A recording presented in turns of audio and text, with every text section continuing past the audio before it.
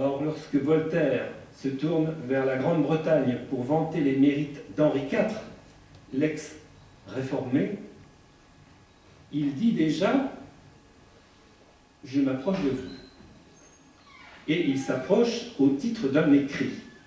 Cet écrit, quelque temps plus tard, recevra le titre de Henriade. Et le temps passe, et Voltaire, à un moment donné, va faire un nouveau séjour à la Bastille, mais là c'est 48 heures, pour un problème sur lequel je ne m'attarde pas. Mais il semblerait qu'on lui ait dit à ce moment-là que s'il voulait cesser d'avoir des ennuis, le mieux c'était qu'il aille un petit peu ailleurs, et Voltaire se décide à passer en Angleterre. Là, en Angleterre, Voltaire a tout le loisir d'achever le travail sur la Henriade, et puis il se dit que l'édition qu'il va en faire peut très bien être une édition véritablement luxueuse.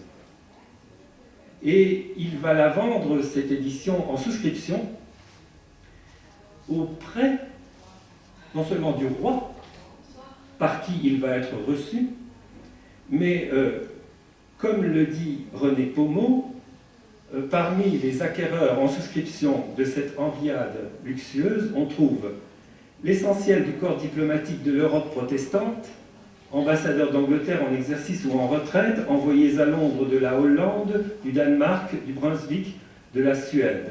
Apparemment, Voltaire avait choisi son camp. Il n'était pas celui du roi très chrétien. L'ambassade française à Londres était restée à l'écart. Il faut conclure tout de suite en disant que on ne sait pas très bien ce qu'a rapporté l'édition de la Henriade. Comme vous voyez, sans éditeur intermédiaire, Voltaire fait tout, mais selon certains contemporains, ça lui aurait permis de recevoir entre 30 000 et 150 000 livres. Dans mon langage, ça nous fait entre 150 et 750 années de travail. Maintenant, les choses, d'une certaine façon, vont s'accélérer.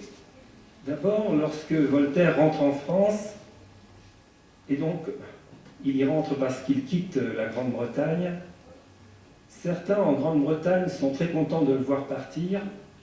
Dans certains journaux, on commence à dire qu'il y en a assez de ce Voltaire qui s'avise de gratter les chèques.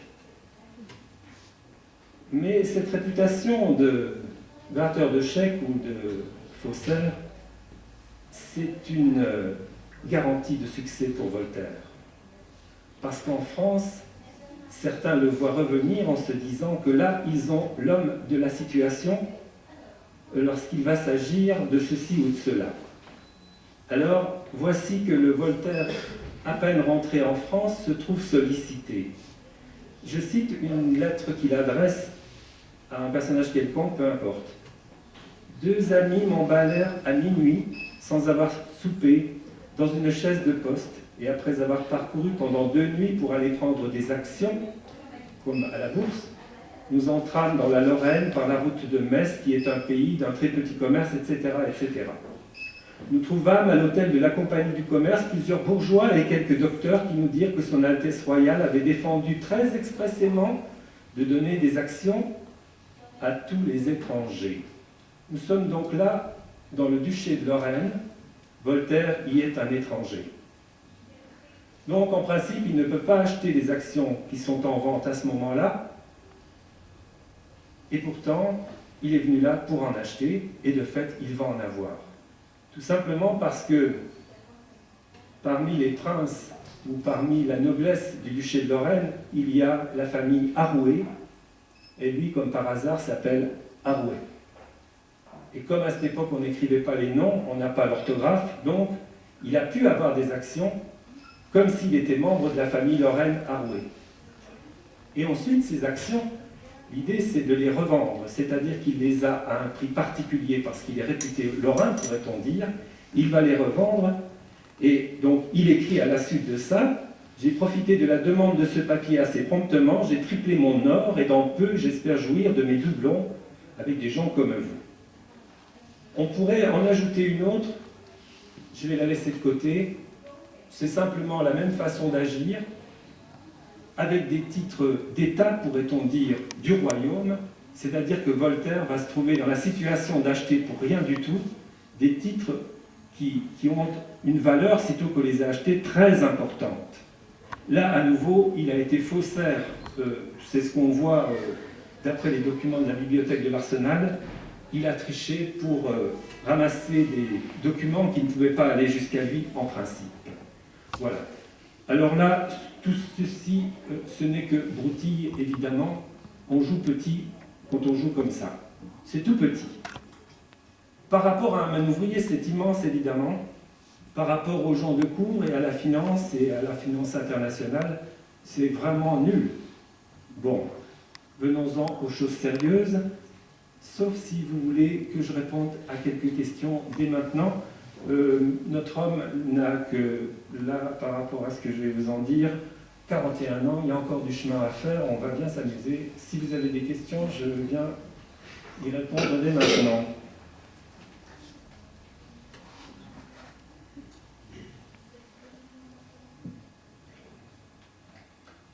Voilà.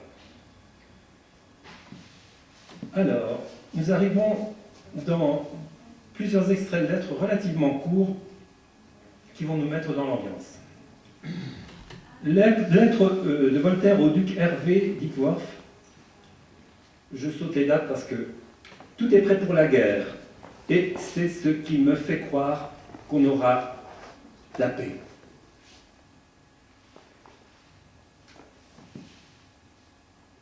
À Pierre de Cideville. Il n'y a rien de nouveau encore. On ne sait ni si les Français ont passé le Rhin, ni si les Russes ont passé la Vistule. Calme-toi, quoi. Au marquis de Caumont. Apparemment qu'on veut avoir pris l'Italie avant de régler nos affaires. Voilà toute l'Europe en armes. Quel temps, monsieur, pour les lettres. Je me flatte de vous envoyer bientôt quelques nouveaux ouvrages, malgré le tintamarre de la guerre, qui nous environne de tous les côtés. À l'abbé Aldonse de Sade, de la famille de Sade. Voulez-vous des nouvelles? Le fort de Quel vient d'être pris, la flotte d'Alicante est en Sicile, et tandis qu'on coupe les deux ailes de l'aigle impérial en Italie. Plus loin, on a pris le fort de Quel, on se bat en Pologne, on va se battre en Italie. Qu'est-ce qu'il en a à faire? Oh ben si, il en a à faire que comme il est très humain, enfin je crois que c'est la réputation qu'on lui donne, ça le chagrine d'apprendre qu'il y a guerre et...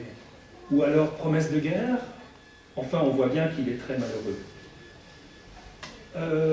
Avançons dans le temps, une autre lettre. Alors là c'est adressé à la comtesse de Neuville. Les armées sont en présence. On s'attend à tout moment à une bataille sanglante. Nous verrons demain pour qui se déclarera la victoire. En attendant, on se cantonne à force. Les lignes de notre camp sont bordées de 80 pièces de canon qui commencent à jouer. À jouer. À jouer. Jouons le jeu. Qui le joue? Sont les soldats? Sont leurs chefs? Voltaire? Non, Voltaire, c'est le fameux philosophe très connu pour ses mises en cause de la guerre, justement. Rassurons-nous. On parle beaucoup d'une affaire en Italie. Je vous prie de me demander ce qui en est. Alors je vais vous donner tout de suite la réponse pour ce qui en est.